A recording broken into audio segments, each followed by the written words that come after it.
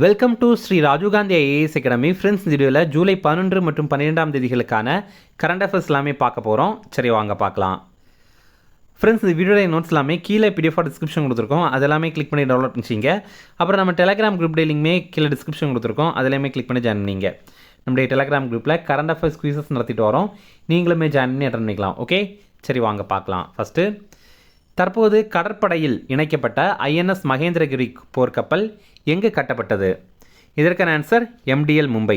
MDL அப்படின்னா Mazagon talk shipbuilders limited அப்படிங்கிறது. இப்போ பார்த்தீங்க அப்படின்னா நம்ம இந்திய கடற்படையில் INS மகேந்திரகிரி அப்படிங்கிற போர்க்கப்பலை இணைத்திருக்காங்க. இது ப்ராஜெக்ட் 17A அப்படிங்கிற திட்டத்துக்கு கீழே நம்ம நாட்டிலேயே தயாரிக்கப்பட்ட 6வது கப்பல். இது மும்பையில் இருக்கிற மசகான் டாக் கப்பல் கட்டும் நிறுவனத்தினால தான் இது கட்டப்பட்டிருக்கு. இந்த கப்பல் 6070 டன் எடை கொண்டது. அதிகபட்சமாக 28 கடல் மைல் வேகத்தில் இதனால் பயணிக்க முடியும். பிரம்மோஸ் போன்ற ஏவுகணைகளையும் இதில் பொருத்த முடியும். ப்ராஜெக்ட் 17A அப்படின்னா ப்ராஜெக்ட் 17 ஆல்ஃபா அப்படிங்கிறது தான். அந்த திட்டத்தில் மொத்தமாக 7 போர்க்கப்பல்களை கட்டுறாங்க. அது என்னென்ன அப்படின்னு பார்க்கலாம். INS நீலகிரி, இதுதான் இதில் இருக்கிற தலைமை கப்பல். அடுத்தது INS Himgiri, INS Udayagiri, INS Taragiri, INS Dunagiri, INS Mahendragiri, அப்புறம் INS விந்தியகிரி, இதெல்லாமே கட்டுறாங்க. அடுத்தது, 70 லட்சம் மரக்கன்றுகள் நடவு செய்யும் திட்டம் எங்கு தொடங்கப்பட்டது? இதற்கான ஆன்சர் டெல்லி. டெல்லியில் பார்த்தீங்க அப்படின்னா டெல்லி முழுவதும் 70 லட்சம் மரங்கள் நடணும் அப்படிங்கிற திட்டத்தை வந்து இப்போ தொடங்கி வைத்திருக்காங்க. ஃப்ரெண்ட்ஸ், நம்ம ராஜீவ்காந்தி ஐஏஎஸ் அகாடமியில் இந்த ஆண்டு நடைபெற போகிற TNPSC குரூப் 1 பிலிம்ஸ் எக்ஸாமுடைய டெஸ்ட் சீரிஸ் வந்து ஸ்டார்ட் பண்ணியிருக்கோம். ஸ்க்ரீனில் தெரிகிற நம்பருக்கு நீங்கள் கால் பண்ணி பேசி இதில் ஜாயின் பண்ணிக்கலாம். அதே மாதிரி இந்த ஆண்டு நடைபெற போகிற TNPSC குரூப் 2 எக்ஸாமுக்கான பிலிம்ஸ் டெஸ்ட் பேட்சுமே நம்ம இன்ஸ்டியூட்டில் ஸ்டார்ட் பண்ணியிருக்கோம். ஸ்க்ரீனில் தெரிகிற நம்பருக்கு நீங்கள் கால் பண்ணி பேசி இதில் ஜாயின் பண்ணிக்கலாம். ரொம்ப குறைந்த கட்டணத்தில் இது நம்ம வழங்குகிறோம். அடுத்தது, 2026 ஜனவரி முதல் மே மாதம் வரை தமிழகத்தில் அதிக சுற்றுலா பயணிகள் வருகை தந்து முதலிடம் பிடித்துள்ள மாவட்டம் இது? இதற்கான ஆன்சர் திருச்சி. இப்போ பார்த்தீங்க அப்படின்னா தமிழ்நாட்டில் இந்த ஆண்டு ஜனவரியிலேருந்து மே வரைக்கும் மொத்தமாக 19.06 கோடி சுற்றுலா பயணிகள் வந்து வந்திருக்காங்க. இதில் உள்நாட்டு பயணிகள் 18.94 கோடி பேர் இருக்காங்க. வெளிநாட்டு பயணிகள் வந்து 11.33 லட்சம் கோடி பேர் இருக்காங்க. இந்த சுற்றுலா பயணிகள் வருகையில் முதலிடம் பெற்றது வந்து திருச்சி. அதே நேரம் நீங்கள் தனியாக வந்து வெளிநாட்டு சுற்றுலா பயணிகள் அதிகமாக எங்கே வந்திருக்காங்க அப்படின்னு பார்த்தீங்கன்னாலும் அதுவும் திருச்சியாக தான் இருக்குது. அடுத்தது, PM சூரியகர் முஃப்த் பிஜிலி யோஜனா திட்டத்திற்காக ரூபாய் 8482 கோடி கடனுதவி வழங்க உள்ள நிறுவனம் இது? இதற்கான ஆன்சர் உலக வங்கி. இப்போ பார்த்தீங்க அப்படின்னா வேர்ல்டு பேங்க் இந்த PM சூரியகர் முஃப்த் பிஜிலி யோஜனாக்காக வந்து கடனுதவி வழங்க போகிறோம் அப்படின்னு தெரிவித்திருக்காங்க. இந்த திட்டம் பற்றி பார்த்தீங்கன்னா 2024ஆவது ஆண்டு இந்த திட்டத்தை தொடங்கியிருந்தாங்க. இது என்ன அப்படின்னா 1 கோடி வீடுகளில் நம்ம இந்தியாவில் மின்சார தகடுகள் நிறுவுவதற்கு இலக்கு வச்சுருக்காங்க. இதற்காக மின்சார தகடுகள் வீட்டுடைய கூரையில் நம்ம நிறுவனம் அப்படின்னா மத்திய அரசு அதற்காக மானியம் வழங்குவாங்க. இதே மாதிரி வீட்டுடைய கூரைகளில் மின்சார தகடு நிறுவனம் அப்படின்னா மாதத்திற்கு 300 யூனிட் இலவச மின்சாரமும் வழங்கப்படும் அப்படின்னு தெரிவித்திருக்காங்க. 2026-27க்குள்ளாடி 1 கோடி வீடுகள் மூலமாக 30 ஜிகாவாட் மின்சாரம் உற்பத்தி பண்ணணும் அப்படிங்கிறது மத்திய அரசுடைய ஒரு இலக்கு. அடுத்தது, பலதார மணம் செய்யும் ஆண்களுக்கு அரசின் நலத்திட்டங்கள் ரத்து என அறிவித்த மாநிலம் இது? இதற்கான ஆன்சர் அஸ்ஸாம். அஸ்ஸாமுடைய முதல்வர் யார் அப்படின்னா ஹிமந்த பிஸ்வ சர்மா அப்படிங்கிறவர். இப்போ வந்து ஒரு ஆண் அவங்களுக்கு வந்து உயிரோட ஒரு மனைவி இருக்காங்க அப்படின்னு வச்சுக்கிங்களேன். அவங்கக்கிட்ட டிவோர்ஸ் ஆகலை, ஆனாலும் அவங்க சேர்ந்து தான் வாழ்ந்துட்டுருக்காங்க. அப்படி இருக்கும்போதே இன்னொரு பெண் கூட வந்து அவங்க திருமணம் பண்ணுறாங்க அப்படின்னா அவங்களுக்கு அரசுடைய அனைத்து நல்ல திட்டங்களும் வந்து ரத்து செய்யப்படும் அப்படின்னு தெரிவித்திருக்காங்க. அடுத்தது, எங்குள்ள மாயனூரில் ரூபாய் 850 கோடி முதலீட்டில் தோல் அல்லாத காலனி தொழிற்சாலைக்கு அடிக்கல் நாட்டப்பட்டது? இதற்கான ஆன்சர் கரூர். இப்போ பார்த்திங்க அப்படின்னா கரூரில் மாயனூர் அப்படிங்கிற பகுதியில் நம்ம முதல்வர் ஜோசப் விஜய் அடிக்கல் நாட்டியிருக்காரு. கரூர் மாவட்டத்தில் தான் இந்த மாயனூர் அப்படிங்கிறது இருக்குது. அங்கே வந்து எவர்வன் கோத்தாரி ஃபுட்வேர் பிரைவேட் லிமிடெட் அப்படிங்கிற ஒரு ப்ரைவேட் கம்பெனிக்காக தான் இது அடிக்கல் நாட்டியிருக்காங்க. இது பார்த்திங்கன்னா அடிடாஸ் நிறுவனம் இருக்குல்ல, அதற்காக இந்த ஆலை வடிவமைத்திருக்காங்க. அந்த அடிடாஸ் நிறுவனத்திற்காக தோல் இல்லாத காலனியை வந்து இவங்க உற்பத்தி பண்ணுறாங்க.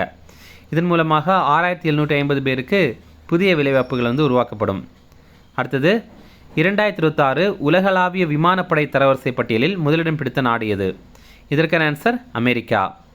இப்போ பார்த்தீங்கன்னா உலக அளவில் சிறந்த விமானப்படை என்னெல்லாம் அப்படிங்கிற பட்டியல் வெளியிட்டிருக்காங்க. இதில் முதலிடம் பெற்றது அமெரிக்கா. இந்திய விமானப்படை 3வது இடம் பிடித்திருக்கும். இது வந்து WDMMA அப்படின்னு இந்த ரிப்போர்ட்டை குறிப்பிட்றாங்க. அதாவது world directory of modern military aircraft அப்படிங்கிறது தான்.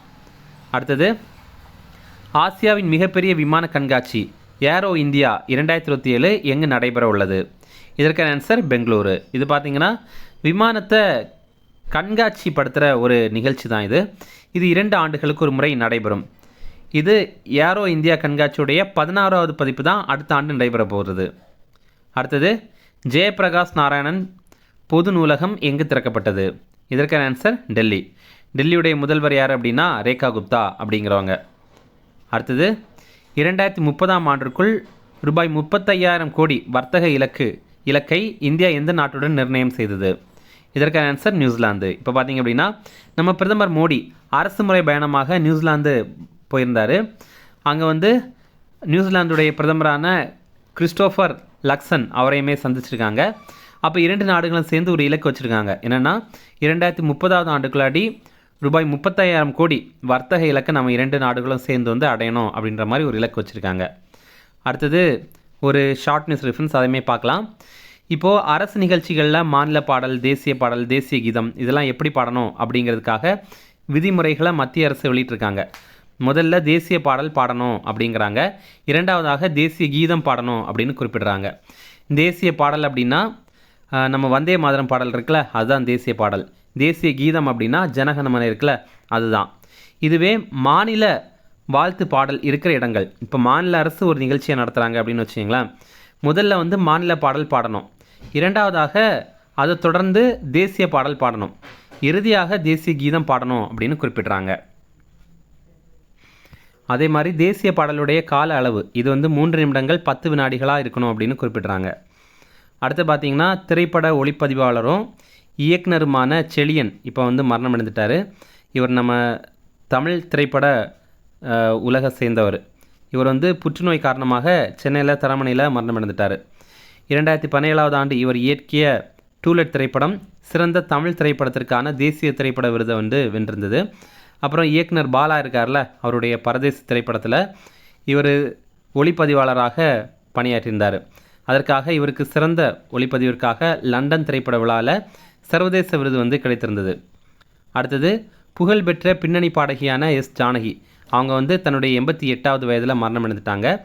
இவங்க ஆந்திராவில் குண்டூரில் பிறந்தவங்க. 1938 இவங்க பிறந்தாங்க. இவங்களுடைய சிறப்பு பேர் வந்து தென்னிந்தியாவின் கானக்குயில், நைட்டிங்கேல் ஆஃப் சவுத் இந்தியா அப்படிங்கிறது தான். தமிழ், தெலுங்கு, மலையாளம், கன்னடம், இந்தி உட்பட 20 இந்திய மொழிகளில் 48,000க்கும் மேற்பட்ட பாடல்கள் வந்து இவங்க பாடியிருக்காங்க. அப்புறம் 4 தேசிய திரைப்பட விருதுகளையும் பெற்றிருக்காங்க சிறந்த பாடகிக்காக. அடுத்தது முக்கிய தினங்கள். உலக மக்கள் தொகை தினம், இது ஜூலை 11ஆம் தேதி. இந்த ஆண்டுக்கான கருப்பொருள் இன்றைய மற்றும் எதிர்கால இளைஞர்களின் எதிர்பார்ப்புகளையும் ஆசைகளையும் நிறைவேற்றுதல் அப்படிங்கிறது தான். இதனால் நம்ம ஜூலை 11ஆம் தேதியை உலக மக்கள் தொகை தினமாக கடைபிடிக்கிறோம் அப்படின்னா 1987ஆவது ஆண்டு ஜூலை 11ஆம் தேதி உலக மக்கள் தொகை 500 கோடியை எட்டியிருந்தது. அதனால தான் இந்த தினத்தை நம்ம இந்த மாதிரி கடைபிடிக்கிறோம். அப்புறம் சர்வதேச மலாலா தினம், இது ஜூலை 12ஆம் தேதி.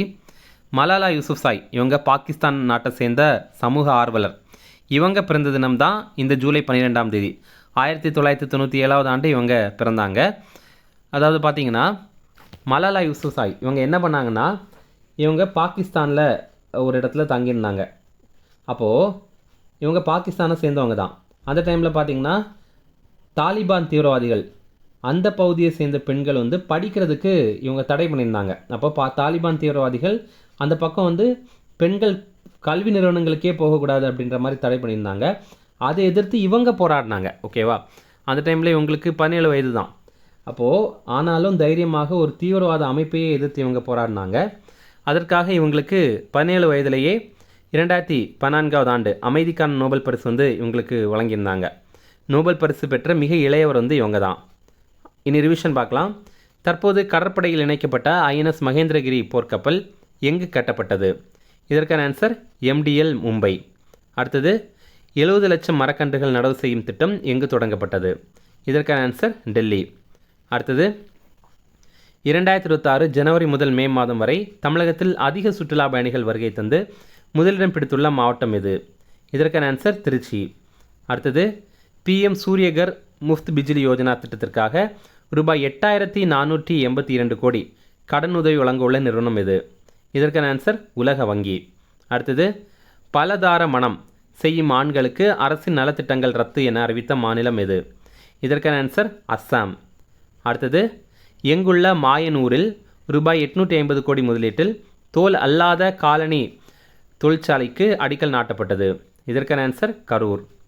அடுத்தது 2026 உலகளாவிய விமானப்படை தரவரிசை பட்டியலில் முதலிடம் பிடித்த நாடு எது? இதற்கான ஆன்சர் அமெரிக்கா. நம்ம இந்தியா 3வது இடம் பிடித்திருந்தோம். அடுத்தது ஆசியாவின் மிகப்பெரிய விமான கண்காட்சி ஏரோ இந்தியா 2027 எங்கு நடைபெற உள்ளது? இதற்கான ஆன்சர் பெங்களூரு. அடுத்தது ஜெயபிரகாஷ் நாராயணன் பொது நூலகம் எங்கு திறக்கப்பட்டது? இதற்கான ஆன்சர் டெல்லி. அடுத்தது 2030 ஆண்டிற்குள் 35,000 கோடி ரூபாய் வர்த்தக இலக்கை இந்தியா எந்த நாட்டுடன் நிர்ணயம் செய்தது? இதற்கான ஆன்சர் நியூசிலாந்து. அவ்வளோதான் ஃப்ரெண்ட்ஸ். அப்புறம் போன வீடியோவில் நம்ம ஒரு ப்ரீவியஸ் இயர் கேள்வி கேட்டிருந்தோம். அதற்கான ஆன்சர் பார்க்கலாம். கர்நாடக பீடபூமியின் வடக்கு நிலப்பரப்பு டேஸ் என அழைக்கப்படுகிறது அப்படிங்கிறது தான் கேள்வி. ஆன்சர் ஆப்ஷன் ஏ மால்நாடு அப்படிங்கிறது தான். இன்றைக்கான கேள்வி இதுவுமே ஒரு ப்ரீவியஸ் இயர் கேள்வி தான். கீழ்கண்டவற்றுள் எந்த ஹரப்பா நாகரிக தலங்கள் தற்போது இந்தியாவில் இல்லை அப்படிங்கிறது தான் கேள்வி. ஆப்ஷன் ஏ மொஹஞ்சதாரோ மற்றும் ஹரப்பா, ஆப்ஷன் பி லோத்தல் மற்றும் காலிபங்கன், ஆப்ஷன் சி பனவாலி மற்றும் ரூபார், ஆப்ஷன் டி சுர்கோட்டடா மற்றும் தோலாவீரா. இதில் கரெக்டான ஆன்சர் கமெண்ட் பண்ணுங்கள். போன வீடியோவில் நிறைய பேர் கரெக்டாக ஆன்சர் பண்ணியிருந்தீங்க. எல்லாருக்குமே வாழ்த்துக்கள். இன்றைக்குமே கரெக்டாக கமெண்ட்ஸில் ஆன்சர் பண்ணுங்கள். Okay, thank you.